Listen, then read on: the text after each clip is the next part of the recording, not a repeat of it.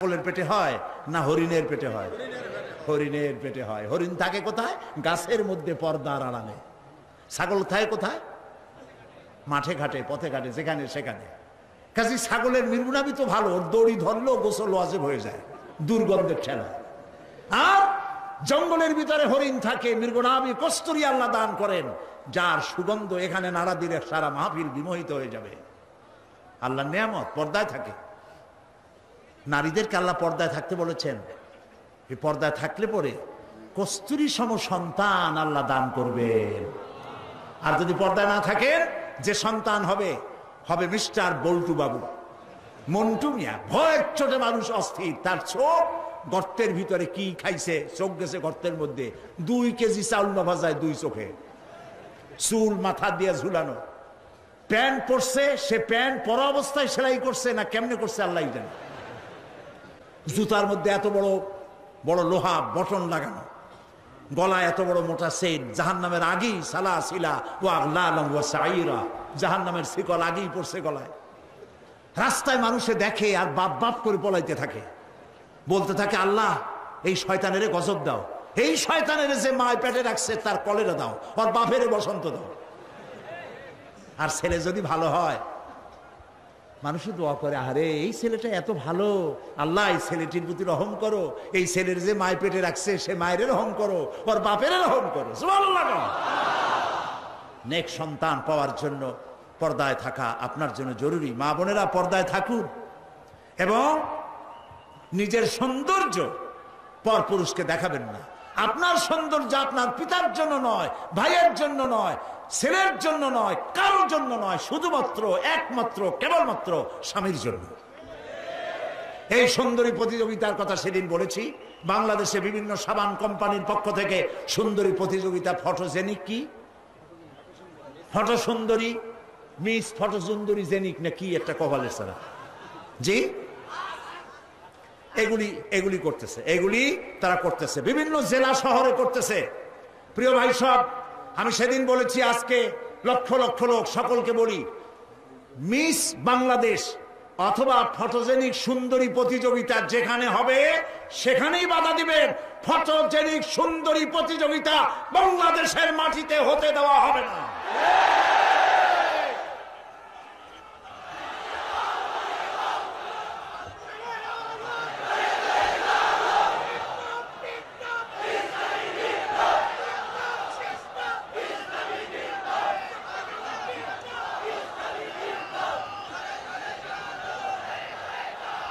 তারা একটু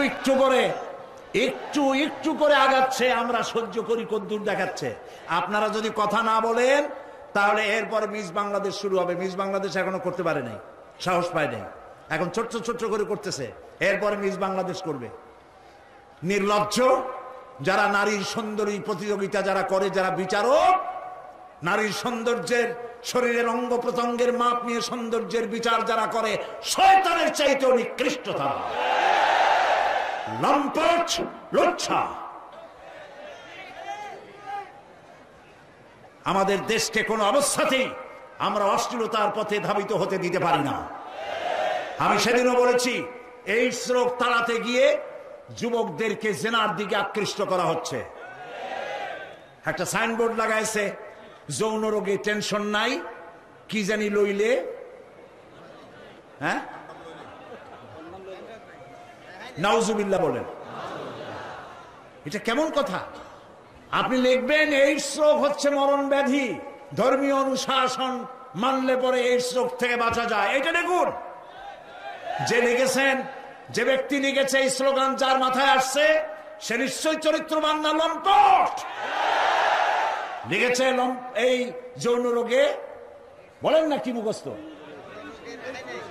যৌন রোগে রেহাই নাই, কন্ডম লইলে টেনশন নাই, তার মানে কন্ডম নিয়ে জেনা করো। নাউজুবিল্লাহ বলে। আমি সব জায়গায় বলে এসেছি, চট্টগ্রামের পুলিশ কমিশনার, চট্টগ্রামের ডিসি, আপনারা এই সাইনবোর্ড ভাঙেন। আপনারা যদি এই সাইনবোর্ড না ভাঙেন, আমি জনগণকে বলবো, জনগণ এই এইডসের সাইনবোর্ডকে ভেঙে গুড়িয়ে দাও।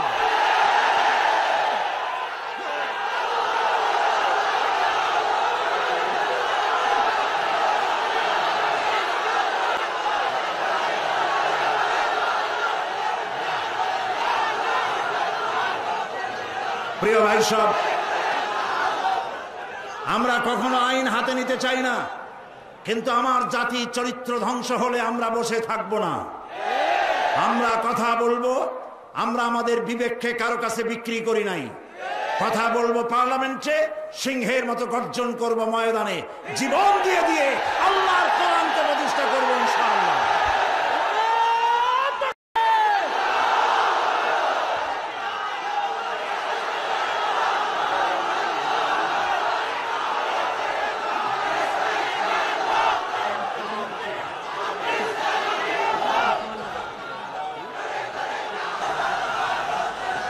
প্রিয় ভাই সব, আমরা কখনো আইন হাতে নিতে চাই না, কিন্তু আমার জাতি চরিত্র ধ্বংস হলে আমরা বসে থাকব না। আমরা কথা বলবো, আমরা আমাদের বিবেককে কারো কাছে বিক্রি করি নাই। কথা বলবো পার্লামেন্টে, সিংহের মতো গর্জন করব ময়দানে, জীবন দিয়ে দিয়ে আল্লাহর কোরআনকে প্রতিষ্ঠা করব ইনশাআল্লাহ।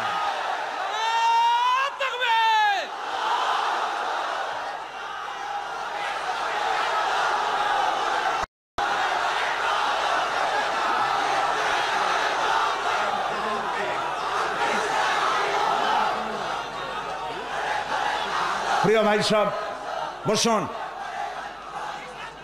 সুতরাং নারীকে পর্দায় থাকতে হবে এবং এই পর্দার আচরণ করতে হবে। মহিলাদের কর্মসংস্থানের বিষয়টাও ইসলাম পরিষ্কার বলে দিয়েছে। মেয়েরা কাজ করতে পারবে, কোনো অসুবিধা নাই, চাকরি করবে, লেখাপড়া করবে। নবী করিম সাল্লাল্লাহু আলাইহি ওয়াসাল্লামের স্ত্রী আমাদের মা হযরত আয়েশা রাদিয়াল্লাহু তাআলা আনহা হাজার হাজার সাহাবীদের উস্তাদ ছিলেন। হাদিস শিখিয়েছেন, ফিকহ শিখিয়েছেন, সুবহানাল্লাহ বলে, কোরআন শিখিয়েছেন। যুদ্ধের ময়দানে প্রধান সেনাপতিত্বের দায়িত্ব পালন করেছেন পর্দার ভেতরে থেকেই। সুতরাং আমাদের মাতৃজাতি, আমাদের নারী সমাজ লেখাপড়া করতে পারবেন, চাকরি করতে পারবেন, সব পারবেন। তবে একটি কাজ হলে তাদের চাকরিগুলি নিরাপদ হয়। সে কাজ হচ্ছে দেশের সবগুলি, আমি প্রস্তাব করেছিলাম, প্রস্তাবটা এখনো গৃহীত হয়নি। আমি বলেছি মহিলাদের জন্য আলাদা মেডিকেল কলেজ করার জন্য। কারণ মহিলা মেডিকেল কলেজ হলে পরে আমাদের দেশে যত পুরুষ ডাক্তার আছে সেই পরিমাণ মহিলা ডাক্তার নাই। মহিলাদের এমন অনেক রোগ হয় যা স্বামীর কাছে বলতেও তারা লজ্জা করে। ডাক্তার তো ভালো, এই জন্য মহিলা ডাক্তার বেশি প্রয়োজন। আর এজন্য বহু মেধা শক্তি সম্পন্ন মেয়েরা কোএডুকেশন বলে মেডিকেল কলেজগুলিতে ভর্তি হতে চায় না। মহিলা মেডিকেল কলেজ হলে তারা স্বাচ্ছন্দ্য ফিল করে। আমি প্রস্তাব দিয়ে রেখেছি, আপনারা দোয়া করুন যেন সেটা হয়। এখন সমস্ত গার্মেন্টস ফ্যাক্টরি, সমস্ত প্রাইমারি স্কুল এবং হসপিটালের মহিলা হসপিটাল, মহিলা ক্লিনিক ইত্যাদি, এগুলি যদি মহিলাদের দায়িত্বে দিয়ে দেওয়া হয় তাহলে মহিলারা নিরাপদে চাকরি করতে পারেন। বিশেষ করে সমস্ত প্রাইমারি স্কুলগুলি মাস্টার, পুরুষ মাস্টারদেরকে অন্যত্র কাজ দিয়া সমস্ত প্রাইমারি স্কুলগুলি যদি মহিলাদের হাতে ছেড়ে দেওয়া হয়, মহিলা শিক্ষয়িত্রীদের কাছে, তাহলে ছেলেরাও মায়ের মতো আদর পায়া শিখবে আর মায়েরাও নিরাপদে সতীত্ব সম্ভ্রম বজায় রেখে তারা চাকরি করতে পারবে। এরকম একটি চিন্তা চলছে, আপনারা দোয়া করেন যেন আল্লাহ তাআলা এই ব্যবস্থা করে দেন। প্রিয় ভাই সব, আরেকটি কথা, এখানে একটি মসজিদ আছে কোথাও, কাদিয়ানীদের একটা মসজিদ। কোন জায়গায় নাম বলেন? আহমদিয়া চকবাজার। এইখানে একটা মসজিদ আছে কাদিয়ানীদের, বাইতুল বাসেত মসজিদটার নাম। মুসলমানেরা জানে না বলে সেখানে নামাজ পড়তে যায়। মনে রাখবেন, কাদিয়ানীরা যে মসজিদ বানায় ওইটা মসজিদ না, এটা উপাসনালয়। কাদিয়ানীদের মসজিদে মুসলমানদের নামাজ হবে না, হবে না, হবে না। কারণ গোলাম মোহাম্মদ কাদিয়ানী কাফের, আর তাকে যারা নবী মানে তারাও কাফের। তাদের সাথে মুসলমানদের না না না, থামেন, এই যে বসেন।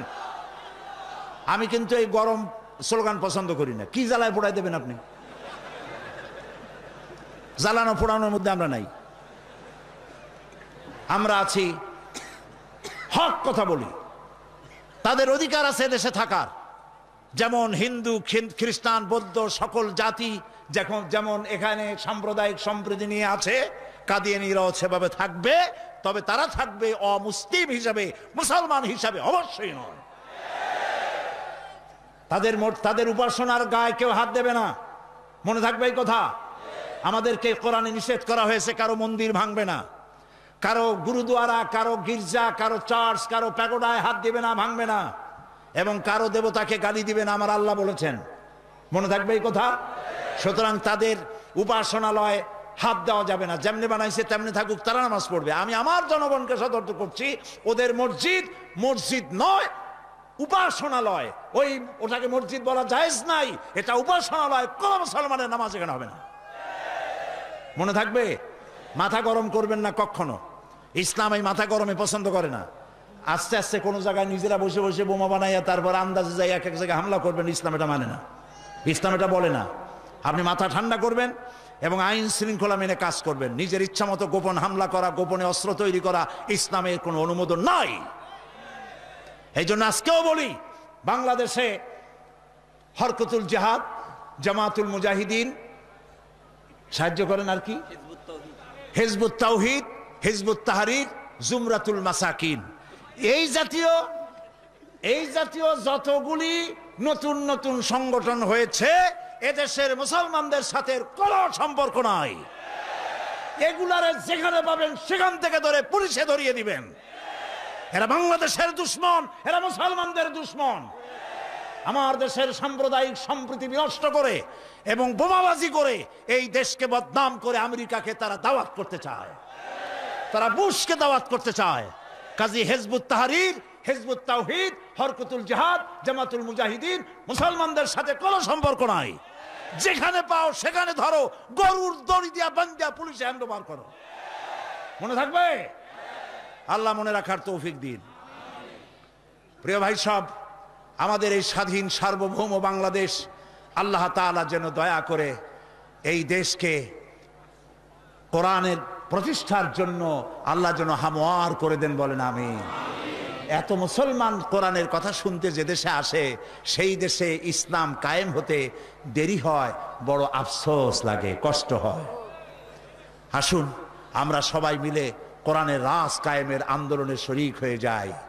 আন্দোলন করবেন না, আপনার কোনো দাম নাই। হতে পারেন আপনি বড় মুহাদ্দিস, হতে পারেন আপনি বিশাল চিন্তাবিদ, কিন্তু আন্দোলনের সাথে নাই, আপনার দাম নাই। একটা হাতি, একটা পাগলা হাতি যদি চন্দনপুরা অথবা এদিকে কি পুরো আছে, আরে কও না কেন কথা, এই যে আশেপাশে কত পুরো আছে, একদিক দিয়ে এসে ঢুকলো, একটা হাতি যদি ঢোকে তাহলে বাড়িঘর ভাঙ্গা মেসমার করে দিতে পারে না? কিন্তু হাতি যতই পাগলা হোক, যতই বন্য হোক, যতই শক্তিশালী হোক, একটা রেজিমেন্টের সামনে একটা হাতি কিচ্ছু না। আন্দোলন হচ্ছে রেজিমেন্ট, আন্দোলনে শরীক হও। কোরআন প্রতিষ্ঠা করতে যারা জীবন বাজি রেখে সামনে চলে এসেছে, সেই লাইনে সামিল হয়ে যাও। প্রিয় ভাই সব, আজকে আর আমি কথা বাড়াবো না, কারণ অনেক দূর যেতে হবে। বাংলাদেশের বিভিন্ন জেলা থেকে লোকেরা এসেছেন, আমি 10টার মধ্যেই শেষ করতে চাই। সেই জন্য দালানো ভাইয়ের এবার বসেন, কাঙ্ক্ষিত মোনাজাতের দিকে এগিয়ে যাচ্ছি। দোয়া কবুল হবে ইনশাআল্লাহ, বলি ইনশাআল্লাহ। এত লক্ষ লক্ষ লোকের চোখের পানি এবং তাদের আকুতি আল্লাহ ফেরত দিবেন না ইনশাআল্লাহ, বলি ইনশাআল্লাহ। আজকে কয়জন? আজকে 13 জন ইসলাম কবুল করার জন্য চলে এসেছেন। বলো লা ইলাহা ইল্লাল্লাহু মুহাম্মাদুর রাসূলুল্লাহ। আল্লাহ ছাড়া কোনো ইলাহ নাই, মাবুদ নাই, উপাস্য নাই। মুহাম্মদ সাল্লাল্লাহু আলাইহি ওয়াসাল্লাম আল্লাহর প্রেরিত রাসূল। আশহাদু আন লা ইলাহা, একটু জোরে বলো, লা ইলাহা ইল্লাল্লাহু ওয়াহদাহু লা শারীকা লাহু ওয়া আশহাদু আন্না মুহাম্মাদান আবদুহু ওয়া রাসূলুহু, আমি সাক্ষ্য দিচ্ছি আল্লাহ ছাড়া কোনো ইলাহ নাই, মাবুদ নাই, উপাস্য নাই, তিনি এক, তিনি একক, তার কোনো অংশীদার নাই। আমি সাক্ষ্য দিচ্ছি মুহাম্মদ সাল্লাল্লাহু আলাইহি ওয়াসাল্লাম আল্লাহর বান্দা এবং তার প্রেরিত রাসূল। তোমরা সবাই এদিকে ফিরে বলো আসসালামু আলাইকুম।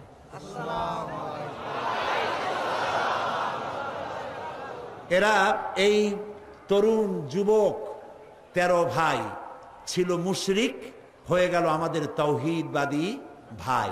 আমাদের কি হইল? সবাই বলেন আলহামদুলিল্লাহ। মহিলারা ভেতরে কালেমা উচ্চারণ করেছেন, আর আমি এই বিশাল লক্ষ লক্ষ জনতার পক্ষ থেকে এই 13 মর্দ মোমেন যারা এখন আমাদের তাওহীদবাদী ইসলামী ভাই, আমি তাদেরকে বুকে আলিঙ্গন করে নিচ্ছি।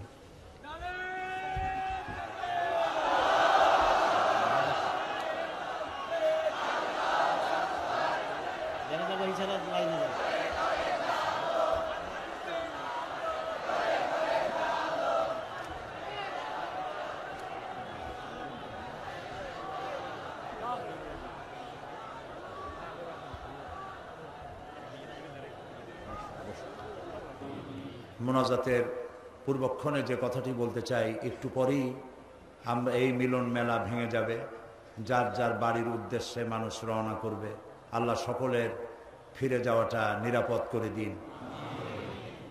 আমি আপনাদেরকে অনুরোধ করব যে ওয়াজ শোনার, তাফসীর শোনার যে মন আমাদের আছে, সেই পরিমাণ নামাজের মন নাই।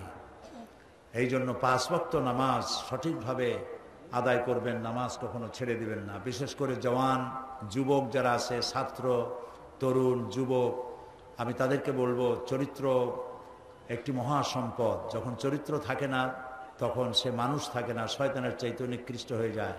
আমি সমস্ত তরুণ যুবকদেরকে, যাদেরকে আমি আমার চোখের সামনে দেখতে পাচ্ছি, এই মাহফিলে 2% যদি বৃদ্ধ মানুষ থাকে, 98% তরুণ যুবকে ভরা এই মাহফিল। আমি সকল যুবকদেরকে, ছাত্র তরুণ যুবকদের প্রতি আহ্বান জানাবো, আমাদের জীবনের সাথে সম্পৃক্ত প্রিয় জীবন আদর্শ যার নাম ইসলাম, এই ইসলামের পতাকাকে উড্ডীন করার জন্য ইসলামী আন্দোলনে শরিক হওয়ার সকলের প্রতি আমি আহ্বান জানাই। সকলের চরিত্র ভালো করে ইসলামের দিকে এগিয়ে আসার আহ্বান জানাচ্ছি। এবং কোরআনকে জানার জন্য, কোরআনকে বোঝার জন্য আমি বারবার বলেছি তাফহিমুল কোরআন কেরার জন্য তাফহিমুল কোরআন, ফি জিলালিল কোরআন, এই তাফসিরগুলি আপনারা কিনবেন। আজকে যখন যাবেন, শত শত দোকান, 3 শতাধিক দোকান এখানে বসেছে বই কেতাব নিয়ে, এগুলি আপনারা নেবেন।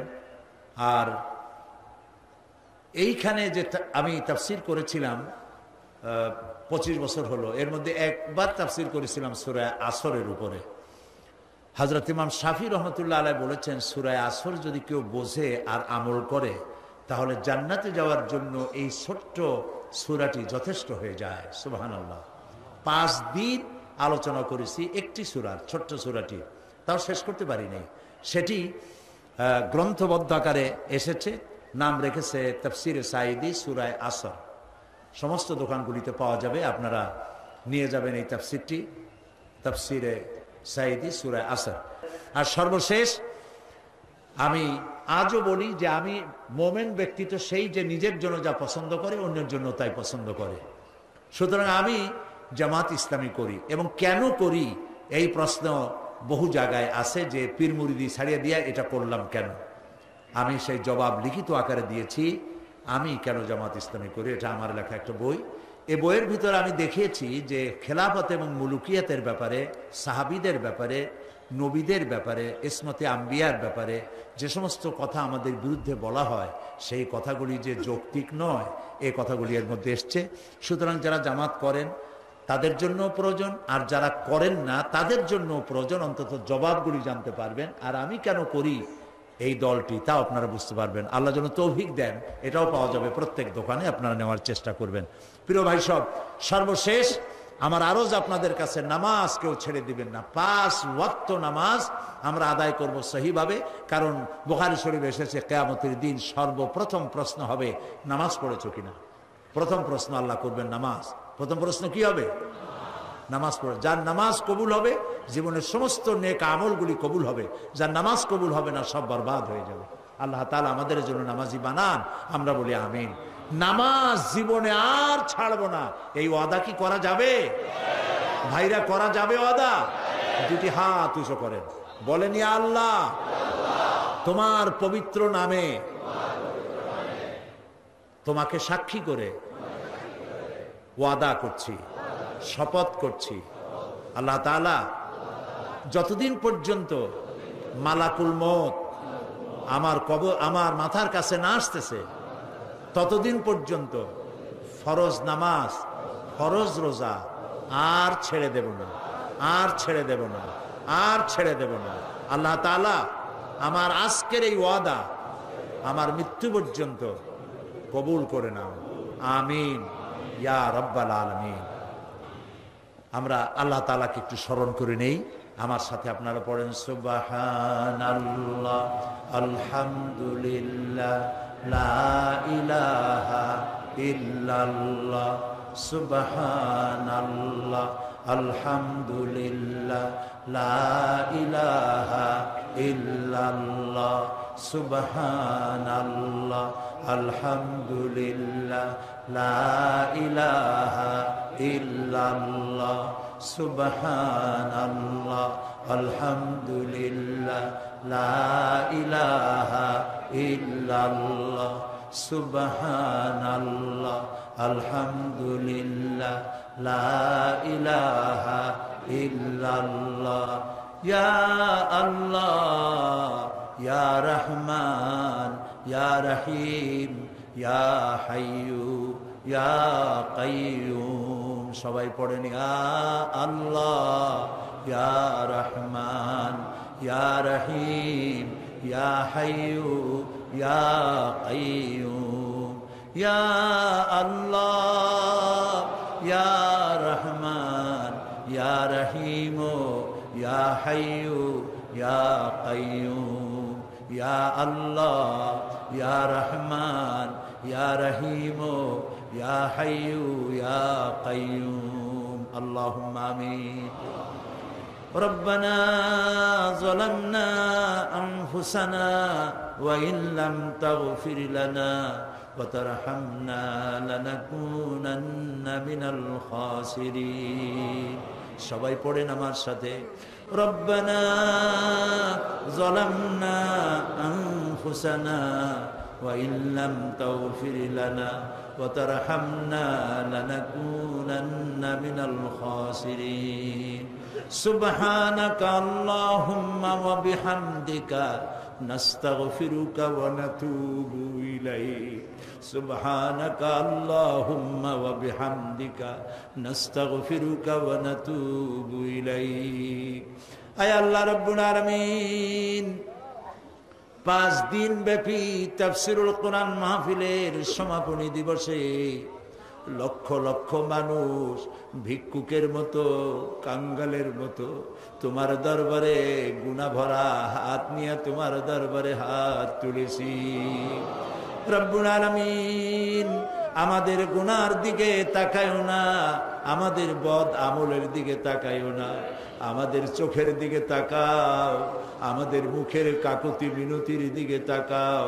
রব্বুল আলামিন, দয়া করে আমাদের জিন্দেগীর গুনাহ মাফ করে দাও। রব্বুল আলামিন, সারা জীবন গুনাহ করে করে জীবনটাকে বরবাদ করে দিয়েছি বাবু। গুনার কথা মনে হলে লজ্জায় মাথা নিচু হয়ে যায়, কারণ তুমি আমাদেরকে মেহেরবানি করেছো আর আমরা করেছি নাফরমানি। তুমি করেছো মেহেরবানি, আমরা করেছি নাফরমানি। রব্বুল আলামিন, দুনিয়ায় এমন কোন পাপ নাই যা কম বেশি আমরা করি নাই। মাবুদ গো, দয়া করে আমাদেরকে মাফ করে দাও। আয় আল্লাহ রাব্বুল আলামিন, এই মাহফিলের ভিতরে জিনাকার থাকতে পারে, জুয়ারি থাকতে পারে, মদখোর থাকতে পারে, খুনি থাকতে পারে, ডাকাত থাকতে পারে, ঘুষখোর সুদখোর থাকতে পারে। আল্লাহ তাআলা এটাও তো ঠিক যে ধরনের পাপীর মধ্যে ভালো মানুষও আছে। আয় আল্লাহ তাআলা, আমাদের মতো গুনাহগারের চেহারা দেখলে পরে তোমার গোসা হতে পারে। সেজন্য তুমি তোমার নেক বান্দাদের যাদেরকে পছন্দ হয় আল্লাহ, তুমি দয়া করে আজ সকলের মধ্যে আমাদের মতো খারাপ মানুষগুলিও চালাইয়া না। রব্বুল আলামিন, আমরা জানি ধান বিক্রি করতে গেলে ধানের সাথে তুষগুলিও বিক্রি হয়ে যায়, চিটা বিক্রি হয়ে যায়। বেগুনগুলি, তরকারিগুলি বিক্রি করতে গিয়া পোকা বেগুনগুলিও বিক্রি হয়ে যায়। মাবুদ গো, আজ এই মাহফিলের ভিতরে গুনাহগার আমরা যারা আছি, ভালো মানুষগুলোর সাথে আমাদেরকেও চালাইয়া না।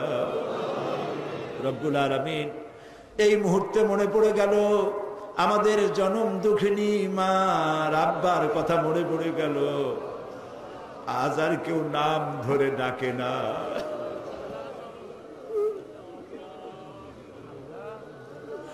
বাপজান যারা মারা গেল, বাবু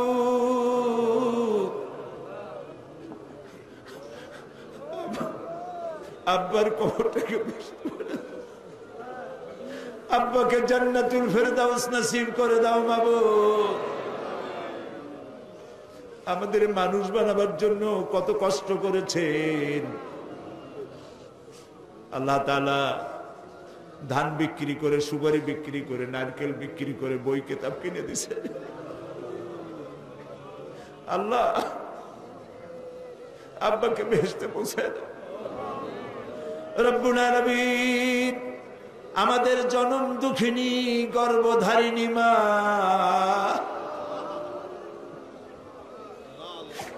একটা অক্ষর মা, সারা দুনিয়ার মধু ডুবাই দিছো বাবু তুমি। রব্বুল আলামিন,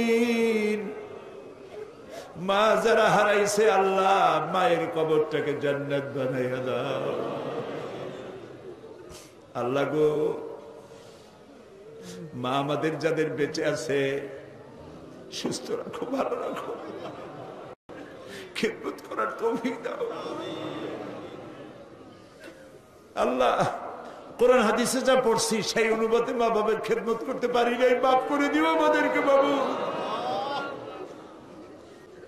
আল্লাহ, আমাদের মা বাবা যাদের বেঁচে আছে পরনির্ভর যেন হয় না, সুস্থ থাকতে ইমানের সাথে নিয়ে নিও বাবু।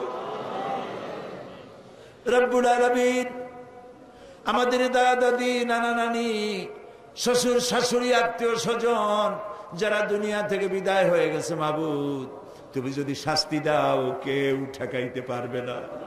আর তুমি যদি রহম করো কৈফিয়ত কারো কাছে দেওয়া লাগবে না। আল্লাহ, তুমি তাদেরকে মাফ করে দাও। রব্বুল আলামিন, আজকে দোয়া করি, আমরা যখন স্বাধীন বাংলাদেশের বুকে লক্ষ লক্ষ মানুষ একত্রিত হয়ে তোমার কাছে দোয়া করতেছি মাবুদ, এই সময় ইরাকের মুসলমানেরা খাবার পায় না, থাকতেও পারে না। ও আল্লাহ,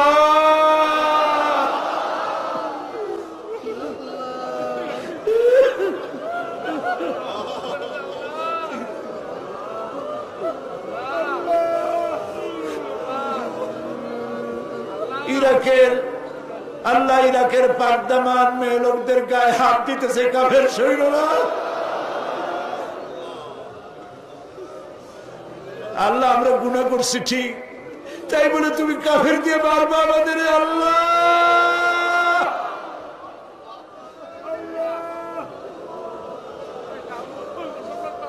আল্লাহ, আল্লাহ, ইরাকের মুসলমানদেরকে স্বাধীনতা ফিরায় দাও।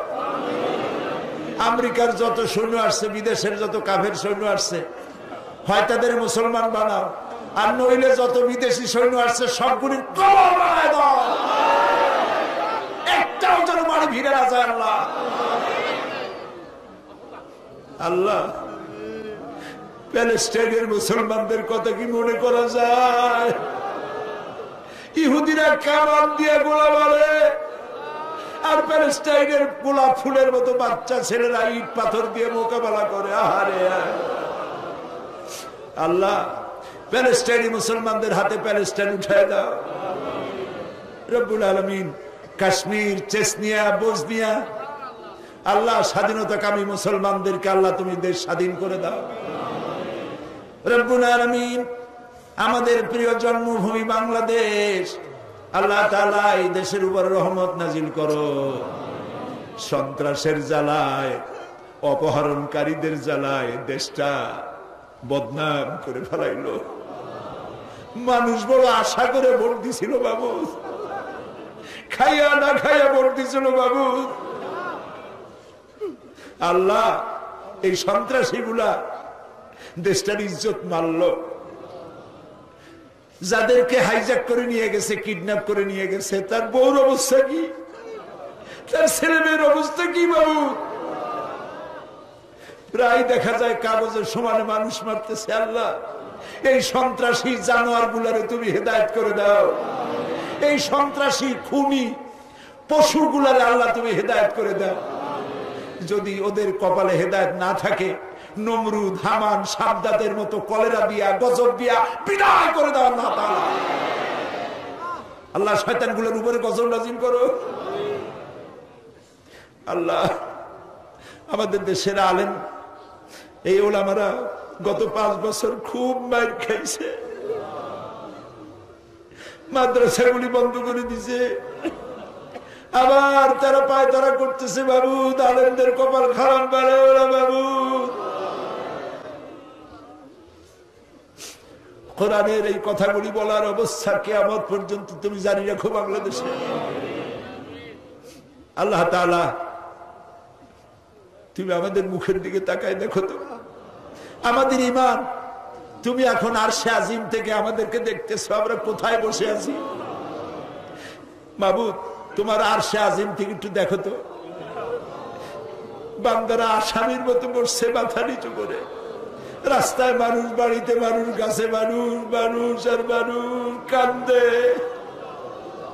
রবের কাছে কাঁদতেছে, মালিকের কাছে কাঁদতেছে, খাজা বাবার কাছে কান্দি না, দুনিয়ার কোন খাজা বাবায় কান্দি না, মন্ত্রীর কাছে কান্দি না, আকাশ আর জমিনের মালিকের কাছে কান্দিছি। মাবুদ, আমাদের দোয়া কবুল করো রব্বুল আলামিন। 3000 বছর বসে জাহান্নামের আগুন তুমি উত্তপ্ত করেছো। রক্ত মাংসের শরীর নিয়ে আমরা জাহান্নামের আগুনে জ্বলতে পারবো না। আল্লাহ, জাহান্নামের আগুন আমাদের জন্য হারাম বানায় দাও। প্রিয় ভাই সব, মাথা নিচু করেন, চক্ষু বন্ধ করেন, যার যা বলার আছে কান্দেন আর বলেন, যার যার নিজের কথা বলেন, দোয়া কবুল হবেই ইনশাআল্লাহ, হবেই ইনশাআল্লাহ। যার যার কথা নিজেরা বলেন আল্লাহর কাছে।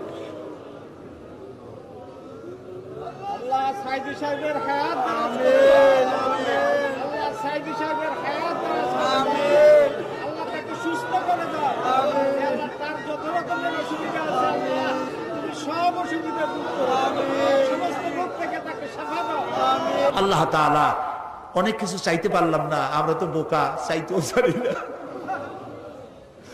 আল্লাহ, তোমার নবীরা যা যা চাইছেন তোমার কাছে, আমাদের সেইগুলো দিয়ে দাও। আর তোমার নবীরা যা যার থেকে বিরত থাকছেন, পানা চাইছেন, আমরাও সেই সব বিষয় পানা চাই। সোজা কথা, আল্লাহ তাআলা তোমার নবীরা যা যা চেয়েছেন আমাদের সব দিয়ে দিবা। আল্লাহ তাআলা আমাদের যাদের যে অভাব আছে অভাব দূর করে দাও। আল্লাহ তাআলা যারা ঋণগ্রস্ত ঋণ পরিশোধ করার তৌফিক দান করে দাও, ব্যবসা বাণিজ্য বরকত দাও। আল্লাহ, আমার এই দেশটা খুব গরিব দেশ বাবু। আল্লাহ তাআলা এই গরিব দেশটির সমস্ত নদী, খাল, বিল, সমুদ্র ভরা মাছ দাও, জমিন ভরা ফসল দাও, গাছ ভরা ফল দাও, মানুষের কলিজা ভরা ঈমান দাও। আল্লাহ তাআলা ঈমান দিয়ে আমাদের কলিজা ভরে দাও। আল্লাহ আমাদের যুবক সম্পদ, যুবকরা আমাদের সম্পদ, ছাত্র যুবক সকলকে দিনদার ঈমানদার পরেজগার বানায় দাও। আল্লাহ বাংলাদেশটাকে যারা শয়তান বানাতে চায়, বাংলাদেশটাকে যারা খারাপ বানাইতে চায়, ধর্মনিরপেক্ষ বানাইতে চায়, তাদের হাত থেকে বাংলাদেশ আল্লাহ তুমি রক্ষা করো। আল্লাহ তোমার এই কোরআন, এই কোরআনের আইন আমরা দেখতে চাই, আমাদের জীবনের বিনিময়ে, রক্তের বিনিময়ে বাংলাদেশের কোরআনের আইন আল্লাহ তুমি দয়া করে চালু করে দাও। প্রিয় ভাই সব, আরেকটা দোয়া চাইয়া শেষ করি। আমি আপনাদের এক নগণ্য গোলাম, হয়তো একদিন শোনা যাবে সাইদি নাই। আমি তো দীর্ঘদিনের জন্য আসি নাই, একদিন আমাকে যেতেই হবে। আমি দোয়া করি এই মাহফিল যেন কিয়ামত পর্যন্ত থাকে।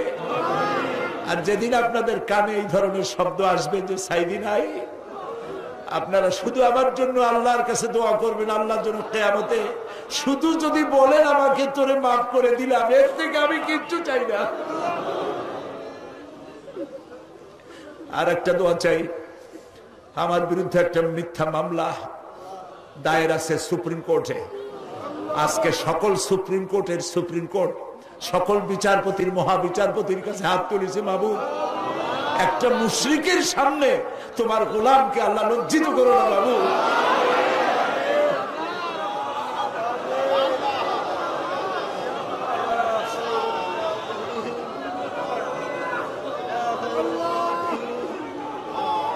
ربنا تقبل منا إنك أنت السميع العليم وتب علينا إنك أنت التواب الرحيم سبحان ربك رب العزة عما يصفون وسلام على المرسلين والحمد لله رب العالمين واجعل آخر كلامنا عند الموت لا إله إلا الله محمد رسول الله. السلام عليكم ورحمة الله.